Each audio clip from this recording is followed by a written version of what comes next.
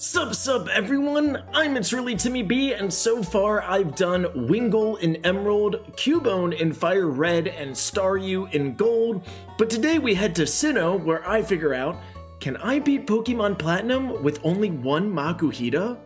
Makuhita is a fighting type Pokemon that can hit decently hard, but that's about it. We're slow, so we're going to be taking a few hits, and our defenses aren't great, but we got some okay HP to help out there. Makuhita's move pool via level up is not terrible, but not amazing. Knockoff at 19 is one of the two reasons how this run is even possible, and you'll see why in a little bit later. But for TMs, we get some pretty decent type coverage and can learn some hard-hitting moves like Earthquake, Rock Slide, the Elemental Punches, and even Stab Brick Break. We'll have plenty of options. Before we get started here, let's go over the rules. It is pretty simple. I can only use Makuhita in battle. I'll have some other Pokemon on the team for HMs and required double battles, but Makuhita is going to be the only one attacking in every single battle. And there is no healing in battle, but held items are allowed. Friendly reminder, as always, make sure you guys hit that thumbs up button to like this video and subscribe to the channel if you guys are new and love Pokemon. Alrighty, let's get started. For starters, I decided to replace Turtwig with Makuhita to start our run. We can hit every starter with a super effective move, so it really doesn't matter, but Infernape has Aerial Ace in a rival fight, so that's probably the hardest for us to fight in this run. I named our Makuhita Bubba, and our nature is Brave, which is plus attack and minus speed. Not gonna lie, I reset a few times to get this nature, because I think we're gonna need a good one to win this challenge. I was looking for plus attack and either minus special attack or speed. We're already pretty slow, so most things are going to outspeed us anyways, and our ability is Thick Fat, which will help against ice and fire types, and I believe will be a little bit more useful than Guts throughout this run. There's really not much at the beginning of the game, so we're already here at the first gym, which is the rock type leader Borg, so this should be an easy fight. We get there at level 16 and start off with a Focus Energy to increase our critical hit chance. Geodude misses a Rock Throw but then hits one for a little damage as we go for a Vital Throw on Geodude and it survives. Rourke heals, but we get a critical hit on one of our Arm Thrusts to take him out. Greninja's comes out next and our Quick Claw activates as we get another critical hit with Arm Thrust. Onix is out last and gets off a Screech, and we critically hit one of our 3 Arm Thrusts, but it isn't enough. Rourke heals again, and another 3 Arm Thrusts with a critical hit gets us the win and our first gym badge. On the way to the second gym, we found the TM for Rock Tomb, and we can learn it, so I guess Knockoff isn't as important as I thought it was. Speaking of, right after we learned Knockoff at 19, Rock Tomb and Knockoff are important because the third gym leader, Fantina, is Ghost type, so we can't hit them with fighting type moves. We can get the TM for Earthquake before then, but all of our ghosts have Levitate as an ability. Sadly, Rock Tomb or Knockoff aren't as powerful, so that'll be a fun fight. Now it's time for our first battle with the Galactic Commander, Mars. Zubat has Toxic, but on my second attempt, it decided to use Bite both times. We didn't flinch and took it out with a Rock Tomb and a Knockoff. Up next is Ugly, which does some decent damage with Fake Out for the flinch, and then does some solid damage with Scratch as I decide to use Vital Throw. It heals with an Oranberry, and its next Scratch takes us down to just 4 HP, but we finish it off with Arm Thrust. We get to the second gym leader, Gardenia, at level 28 and have no luck. We can't one-shot Turtwig with Force Palm, and it sets up a Reflect. It survives our second Force Palm, but then takes about half our health with Grass Knot. Gardenia uses a Super Potion and gets off a Sunny Day before we can take it out. Cherrim isn't too much of a problem, but we can't even do half with Force Palm.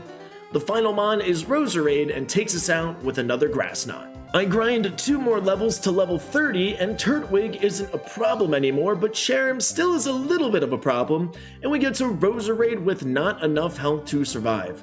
I think I need a few more levels. At level 32, I keep losing, but it's close enough where we might get some good RNG, and I finally got it on this fight. We critically hit a Force Palm on Turtwig, so it can't set up a Reflect or Sunny Day. Our Quick Claw activates against Cherrim and we paralyze with the Force Palm, but we still get hit with the Grass Knot. Smelling Salt takes it out and now it's time for Roserade. Instead of using Grass Knot, it goes for Stun Spore to paralyze me, but we critically hit a Smelling Salt to activate its berry and take it out of heal range. We survive a Grass Knot with 17 HP and aren't paralyzed and take it out with one final Smelling Salt. Our next Galactic Commander battle is with Jupiter and it's not as easy as I think. Zubat gets off a wing attack before Rock Tomb takes it out, but next is Skuntank, and it's in its name, but it's tanky. It poisons us with Poison Gas and Smelling Salt does about a quarter. Our Quick Claw activates and Smelling Salt activates its held Citrus Berry, and the Skuntank goes for Smoke Screen to lower our accuracy. It hits us with a Night Slash and Force Palm does some solid damage, but we're down to 19 HP after the poison. Luckily, our Quick Claw activates again and one final Force Palm takes out Skuntank for the win. We're on the way to Fantina's gym and I pick up the TM for Earthquake. We can't use it until after the third gym, so let's see how many tries this takes. Yeah, it went as expected. At level 39, one knockoff doesn't do half against her lead Duskull. It misses a Will-O-Wisp and survives a Rock Tomb and uses Future Sight. It heals while I hit another Rock Tomb, but then I miss and get burned from Will-O-Wisp, essentially ending the fight. I need to be able to either one-shot Duskull or get lucky and hope it misses a Will-O-Wisp to avoid the burn. Haunter can confuse us and Miss Magus has Psybeam, so I really need to hit as hard as possible. Let's start the grind. I try again at level 42 and this time I try holding the Frostberry. We get off a Rock Tomb and Duskull lands the Will-O-Wisp, but the Frostberry heals the burn and we take it out with a knockoff. Haunter is next and critically hits a Shadow Claw as we get off a Rock Tomb, but we're still not faster than Haunter on the next turn and it confuses us with Confuse Ray and we hit ourselves. It misses a Hypnosis and we aren't confused and take it out with knockoff. We finally survive a Psybeam from Miss Magus and we get off a Rock Tomb, but we're still slower. If we can outspeed -1 or -2 Miss Magus, we might have a chance. At level 45, luck is finally on my side as I have this insane battle. I hit Duskull with a Rock Tomb, and this time it goes for Pursuit for basically no damage, and I take it out on the next turn. Haunter doesn't do much with a Shadow Claw, and Rock Tomb takes it to red health, and Fantina uses a Super Potion while I just use Knockoff. Haunter hits me with Confuse Ray, but I avoid hitting myself, and we get to Miss Magus with some good health. Psybeam still does some solid damage, but we can finally survive a few. We aren't confused and hit a Rock Tomb. Miss Magus still outspeeds and hits us with another Psybeam. We aren't confused again and hit another Rock Tomb and Miss Magus gets down to 1 HP and it heals with its Citrus Berry. I finally outspeed Miss Magus and snap out of confusion and take it out with a knockoff. I am shocked we beat Fantina this early. I thought we'd need to be at least level 50, but hey, now we can learn Earthquake. To no surprise, Earthquake is pretty OP right now. I mean, look at this rival fight. We get intimidated on the first turn from Staravia, but take it out with no damage as it goes for a double team and we don't miss Rock Tomb. Earthquake then one-shots Buizel, Roselia, and Monferno for an easy rival fight. There's a few rounds with trainers, but now it's time for Maylene's fighting gym. Maylene was just like the rival fight. Very easy with an Earthquake sweep. Metatite uses Fake Out on the first turn and then Drain Punch for some decent damage and we take it out with Earthquake. Our Quick Claw activates against Lucario and Earthquake is super effective, so an easy one-shot and finally comes Machoke. It uses Focus Energy and Earthquake almost takes it down to red health. Maylene does not heal and our Quick Claw activates again, hitting one final Earthquake and getting us the win. We have a quick double battle with Dawn and Team Galactic, and this might be the first time Gravity has ever been useful. Gravity allows us to use Earthquake against flying types, so it was an easy sweep taking out some Zubats, Croagunk, and Stunky. Seeing Gravity is the only reason why I'm showing you this quick fight. Now let's take on our rival again. This rival fight isn't too hard, but it took me 2 times, as the first time, Staravia hit me with Endeavor and took me down to essentially no HP, and we still get outsped. This time we paralyze with our first Force Palm, and it's an easy sweep again, taking out Buizel with Earthquake, critically hitting Roselia with the Smelling Salt, and then his final Monferno with an Earthquake. I thought Crasher Wake would be easy given the last few battles, but he leads with the Gyarados that has Intimidate, and Waterfall hits us for 63 damage, and our Rock Tomb can't even do half damage after being intimidated, plus we can't outspeed. We do outspeed after a second Rock Tomb, but we missed and get taken out with another Waterfall. I'll need a grind until we can outspeed -1 Gary. I grinded to level 58 and had one of the more insane battles. It starts off the same way as normal, trading Waterfall and Rock Tomb, but now we outspeed Gyarados and critically hit a Rock Tomb to take it out, and we're finally in a good spot. Floatzel outspeeds us and hits us with a Brine to take us below half health, so the next Brine might take us out as it'll do double damage. Good news, our Force Palm Smelling Salt strategy works perfectly, and we get the paralysis and then Smelling Salt finishes the job. Quagsire is the final mon, and we get the paralysis on the Force Palm, and it hits a Mud Shot to lower our speed. Smelling Salt does not take out Quagsire as it goes for Yawn. Crasher Wake uses a potion, and I get another paralysis on the Force Palm before falling asleep. We are asleep, and Quagsire gets us down to 26 health with a Mud Shot to lower our speed again. We somehow still outspeed, wake up, and critically hit Smelling Salt for the win. What an insane battle, and don't worry, we have more of these this run. We meet Cyrus for the first time, and I have our first battle, but this isn't too bad. Force Palm is super duper effective against Sneasel, but it gets off a Screech first. Golbat uses Air Cutter for a little bit of damage, and we hit a Rock Tomb. Cyrus uses a Hyper Potion, I use Smelling Salt, and then outspeed on the next turn to take it out with Rock Tomb. Murkrow is last, and Quick Claw kicks in for a critical Rock Tomb. Oh, but just you wait on the Cyrus fights. It's time for another battle with our rival, Jimmy, this time on the bridge in Canalave City. And guess what? 3 of his Pokemon now have Aerial Ace. Staraptor intimidates us and starts setting up Double Team. Our Rock Tomb barely does over half, and it critically hits Aerial Ace to almost take it out with a 25 level difference. Time to grind and upgrade our moves. With enough shards, I can go to the Move Relearner and get access to the Elemental Punches. I decide to go with Ice Punch over Thunder Punch for some extra type coverage against Grass, Ground, and Dragon types in future battles. I also get the TM for Brick Break and learn the TM for Return. Force Palm Smelling Salt was a fun strategy, and it helped us out a lot in some battles, but now we've kind of hit the wall where it's time to hit with some more power. Let's try the rival fight again. I try again at level 64, and we still get hit pretty hard by Stab Aerial Ace, and Ice Punch still can't take out Staraptor, but we do get the freeze and take it out next turn. His Ace Infernape is out next, and Aerial Ace doesn't do too much, but Earthquake can't kill due to Intimidate. We get hit again and down to 8 health before Heracross finishes us off.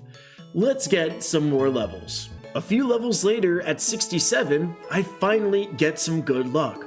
Staraptor sets up a Double Team, and we hit Ice Punch. Quick Claw kicks in and takes it out with Ice Punch on the next turn, so we avoid the big Aerial Ace. Quick Claw kicks in again on Infernape, and we one-shot with Earthquake.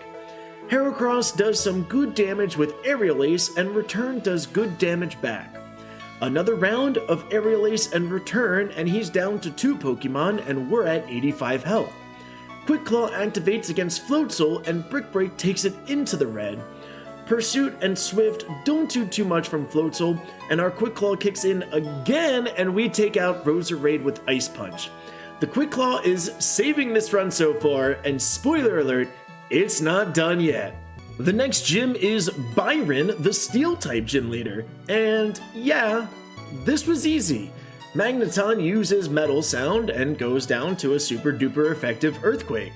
Steelix survives a brick break and uses flash cannon for a solid hit as our special defense got lowered.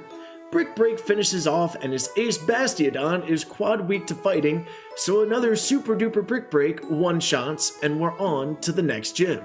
We had to do some galactic story stuff like going to the lakes and having a quick battle with an admin. They were super easy, so our next big battle is with the Ice-type gym leader Candace. And honestly, this was tougher than I thought it would be. Her lead Sneasel has Aerial Ace and her Frostlass has Psychic. Our Quick Claw does activate to continue the battle, but we don't have enough health since Abomasnow has Snow Warning, so we'll be taking chip damage from Hail each turn, and that's how we go down in the first battle. Time to do a little bit of grinding. At level 74, it goes much better. Sneasel still gets off an Aerial Ace, but we're still in a good spot. For some reason, Frostlass decides to use Double Team instead of Psychic. I guess AI thinks we're out of Psychic range now? I don't know. We miss our second Earthquake, but Quick Claw kicks in and we take out Frostlass without taking damage. We now outspeed Abomasnow and take it out with one super effective Brick Break, but still have the Hail. Pillowswine is her final mon and critically hits an Earthquake to get us down to 11 health, but one Brick Break finishes and we get our 7th gym badge. Now, the real fun begins. This first Cyrus fight, usually much easier than the next one, is really tough. Quick Claw takes out Sneasel, but Crobat then outspeeds us and misses Supersonic. We can't one-shot with Ice Punch, and Cyrus uses a heal, so we get it back into the red. Crobat then uses Air Cutter before going down to a final Ice Punch. Honchkrow is his final mon in this fight and takes us out easily with one Drill Peck. Level 77 now, and I get a little lucky thanks to the Quick Claw. It kicks in on both Sneasel and Crobat for one-shots with Brick Break and Ice Punch, and we get to Honchkrow at full health, which apparently we need to be since one Drill Peck does 176 damage. We take it out with one Ice Punch, but that's not good if we're gonna get hit that hard. The levels are much closer in the next fight in the Distortion World, so how many levels am I gonna need to grind? Our final battle with the commanders of Team Galactic is a double battle with our rival, and this one was absolutely wild. The commanders both lead with Bronzor, and our rival has a Munchlax. Bronzor has Levitate, so I can't just Earthquake and have to go with Brick Break to nearly one-shot. They both set up Reflect and Light Screen, which is fine since Brick Break, well, breaks through the screens, that's how the move works, and Munchlax misses a Screech. I break the Reflect next turn and take out one Bronzor, and the other uses Confuse Ray on Munchlax, and it hurts itself in confusion. Skuntank comes out, so I go for an Earthquake since Bronzor doesn't seem to be too much of a problem right now. Skuntank Poison Jabs at Munchlax and survives the Earthquake, and with that, we took out Munchlax, and Bronzor goes for an extra sensory against us for some damage, and our rival brought out Staraptor with Intimidate. Jupiter then withdraws Skuntank for Golbat, and I waste a Quick Claw since I went for Earthquake again to take out Skuntank. Staraptor does close combat for close to nothing against Golbat, and we take another extra sensory hit from Bronzor. Golbat hits us with Air Cutter before going down to a Takedown Ice Punch combo, and Bronzor sets up Light Screen. Skuntank is back out and our Quick Claw activates, but I go for Bronzor and break the screen. Staraptor uses Takedown on Skuntank and it faints, and we get to level 79 in the process. It's just this one trainer's mons remaining, so we both should be attacking it. Quick Claw kicks in to finish off Bronzor, and out comes Golbat. Quick Claw again kicks in, and we one-shot Golbat with Ice Punch. Perugly is the final mon, and instead of taking me out with Slash, it attacks Staraptor instead, and we one-shot it with Brick Break. What a wild battle. Now it's time for Cyrus in the Distortion World. Yeah, we're going to need to grind a bit, maybe a lot, because this wasn't even close.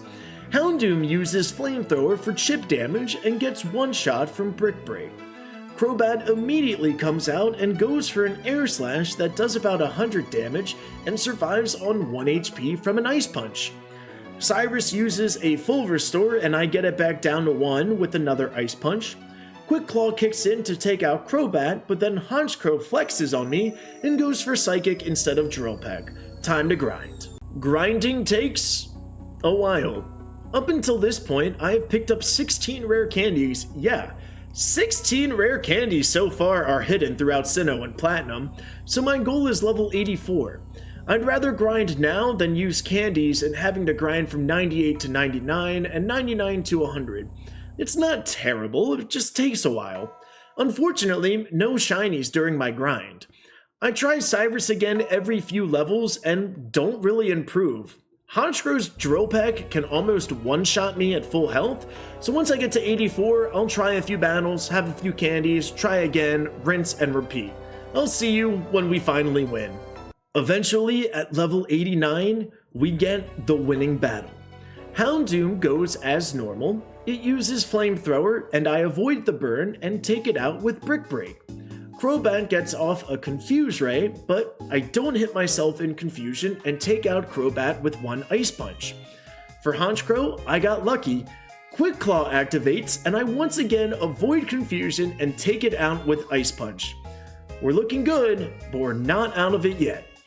Gyarados comes in with Intimidate and uses Waterfall to get us around half health, and Return does about the same back to him.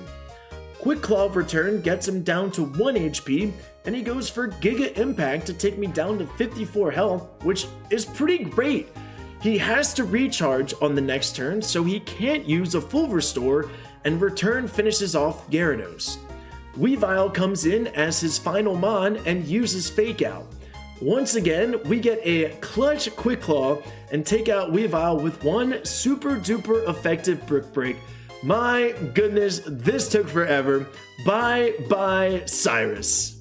The final gym in Sinnoh is Volkner, the electric type gym leader. Fortunately, we have Earthquake and we're level 90, so this is a pretty easy battle. Jolteon goes down to 1 Quick Claw Earthquake combo. Raichu is an easy one-shot with Earthquake. Electivire outspeeds us and gets off a Thunder Punch for minimal damage, and you heard it before, but goes down to an Earthquake. Luxray uses Thunder Fang for about the same damage as Thunder Punch, and you guessed it, it goes down in 1 Earthquake. What a shocker. Ha! Get it? Alright, enough puns. Let's go to the E4. At the gates of the Elite Four, we have our final rival battle, and it's not a fun one. Intimidate from Staraptor at the start really affects us here in this fight. Aerial Ace does 104 damage and survives an Ice Punch. Our rival doesn't heal, and Aerial Ace gets us down to 66, and it's not looking good. Snorlax is next, and boy would Drain Punch be nice right about now, but unfortunately Makuhita cannot learn Drain Punch here in Platinum. Snorlax survives a Brick Break and an Earthquake gets us down to a Sliver, and then his Ace Infernape finishes us off with Shadow Claw. Do I need to be level 100 to win this? Fortunately, no, but we still needed some decent RNG here at level 96. We start off with a Quick Claw Ice Punch that can finally one-shot Staraptor. We can now one-shot Snorlax with Brick Break, and we're still at full health for Infernape. Quick Claw activates and we easily one-shot with Earthquake, and out comes Heracross. Close combat does about 100 damage, and the defense lowering probably helps us one-shot with Return. Floatzel is next, and we exchange Brick Breaks for 2 turns, and I'm at his final Mon, Roserade, with 103 health. Roserade misses Grass Whistle, and we finish it off with a super effective Ice Punch. Okay, now it is time for the Elite Four. Before we get started, here is where our stats are at level 96. Let me know in the comments if you think we can do this. Honestly, we've had so many tough battles, but we're still here, so I think we can do this. We might need to be level 100, we maybe even have to learn Double Team, but let's see if Bubba can win. The first Elite Four member is Aaron, who specializes in bug types. He leads with Yanmega and tries to set up a double team, but we don't miss and take it out with Ice Punch. Drapion is next and hits us with an Aerial Ace for a little bit of damage and then goes down in 1 Earthquake. Heracross is next and hits us hard with Close Combat, but it's a one-shot with return. Vespiquen is next, but we outspeed and one-shot it with a super effective Ice Punch. Caesar is next and hits us pretty hard with Iron Head, and we flinch, going down to a quick attack next turn. This battle doesn't seem too bad, just need to try a few more times. A couple tries later, and we get this fight. Most of them are pretty much the same, it just comes down to this final Caesar. Yanmega uses Double Team, and we one-shot with Ice Punch, and Drapion gets off Aerial Ace before we take it out with Earthquake. Heracross goes for close combat again, and we take it out with return. We get a low roll Ice Punch on Vespiquen, and we get the freeze, but it immediately thaws out and uses Defend Order. Aaron uses a full restore, but we outspeed and take it out with 2 more Ice Punches. Scizor gets us down to 29 health with an Iron Head, and Brick Break almost takes it out. We then survive a quick attack with 3 HP remaining, and 1 final Brick Break gets us past the first Elite Four member. Next up is Bertha. No, not our Blissey, but the Ground-type Elite Four member, and she leads off with a Whiscash. It outspeeds us and uses Earth Power, and it survives a Brick Break. Bertha heals with a full restore, but another Brick Break and Quick Claw Brick Break take out the fish.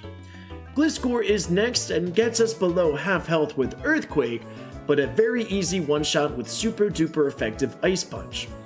Hippowdon comes in and sets up a Sandstorm with its ability Sandstream, so we take damage each turn. Ice Punch hits hard, but then Hippowdon uses Yawn and we fall asleep after taking it out with another Ice Punch. Golem then critically hits an Earthquake to put us down, so let's try a few more times. Much like the fight with Aaron, I know we can win at this level, we just need a few things to fall our way. This time, Whiscash uses Sandstorm at the start, which stinks, but we then get a critical hit on Brick Break after the full restore to one-shot it. We still take chip damage to Sandstorm, but we're in a better spot than before. Quick Claw comes in clutch against Gliscor, and we laser it with an Ice Punch. Hippowdon is next as usual, and we critically hit an Ice Punch to one-shot it and avoid the Yawn, and our only damage taken so far is from the Sandstorm. Golem is an easy one-shot with a super effective Brick Break, and Bertha's final mon is her ace Rhyperior. We outspeed, hit a Brick Break enough to have its Citrus Berry activate, and Rhyperior uses Avalanche for a handful of damage and goes down to 1 final Brick Break. The next member of the Elite Four is Flint, the Fire-type trainer. And this time in Platinum, he actually has a team that makes sense. This shouldn't be too bad of a fight, but Houndoom uses Sludge Bomb and immediately poisons me, which essentially ends the fight. But we one-shot with Earthquake, and Rapidash uses Bounce, because that makes sense, and hits us hard and eventually takes us out. Let's try again. After a few tries, I substitute the Quick Claw for a Lumberry since this team can be pretty cheesy. Sludge Bomb can poison, Bounce can paralyze, and we can get burned, and we really can't afford any of those statuses. This battle, Houndoom sets up a Sunny Day before going down to Earthquake. Rapidash now goes for a Solar Beam because, once again, that makes sense, and gets one-shot by an Earthquake. Flareon is up next, and it lands a Will-O-Wisp, which activates our Lumberry. We are no longer burned and goes down to an Earthquake. Infernape hits us pretty hard with Flare Blitz now that the sun is still out, but the Recoil and Earthquake take it out, and out comes his final Pokemon, Magmortar. Magmortar uses Solar Beam to get us down to 24 HP, but 1 final Earthquake takes it out. Cheesy fight, but an easy fight for Bubba. Now, the fun really begins. The final Elite Four member is Lucian, who uses Psychic-type Pokemon. Spoiler alert, this doesn't go well. Actually, it doesn't go well for a while. Mr. Mime isn't usually a problem. Most of the time it tries to set up Light Screen and Reflect, but usually a one-shot with Return. Espeon comes out and does 240 damage with 1 Psychic and survives a Return. Yeah, I'm going to need to be level 100. Even at level 100, we're having no luck and getting lasered. I need to Brick Break on the first turn to break the Reflect if Mr. Mime uses it. Good news is Brick Break puts him in heal range and I can return on his heal to one-shot. Our Quick Claw kicks in on Espeon and we one-shot it with Return now, but next up is Alakazam. This took too many tries to get him at full health, but I wanted to see how much Psychic does and show you guys. Well, it does 260 damage. It's time to learn Double Team and start praging we get lucky with Double Team and the Quick Claw. I learned Double Team over Earthquake because we really don't need Earthquake anymore in this battle or the next one against Cynthia. I try many times with many different strategies such as 2 Double Teams, 3, 4, etc. And truthfully, we need as many as possible. So it really comes down to this lead Mr. Mime and we finally got this battle. Mr. Mime sets up Reflect and Light Screen as I get off 2 Double Teams. Mr. Mime misses a Psychic and I go for Brick Break to break the screens. On the heal, I get off a 3rd Double Team as it's a free turn. Now here, sometimes it will attack, sometimes it'll try to set up the screens again, so I go for a 4th Double Team as it sets up Light Screen instead of Reflect, so now it's go time. Mr. Mime misses Psychic and we take it out with Return. Espeon misses its Psychic and we take it out with Return. And Alakazam misses its Psychic too and is a one-shot with Return. Bronzong is next and our Quick Claw activates for a Brick Break that does over half and Bronzong goes for Calm Mind. We really didn't need the Quick Claw because we naturally outspeed and finish it with one final Brick Break and we finally get to his last mon, Gallade. Gallade misses a Psycho Cut but survives a Return and eats its Citrus Berry. It lands a Psycho Cut on the next turn and I thought we were doomed, but we survived and took it out with one final Return. Oh my goodness, that was brutal, but we're not done yet. The final battle. Pokemon Champion Cynthia. And we need to set up Double Team. Spiritomb has Psychic and hits us for some solid damage. Our Ice Punch can't even do half, and then we get critically hit by a Psychic. Time to set up and Prage again. Here we go. We Double Team and Spiritomb misses Psychic. We Double Team again and it once again misses Psychic. I then go for an Ice Punch and we get the freeze, so we have to fully set up Double Team now. And that's exactly what I do.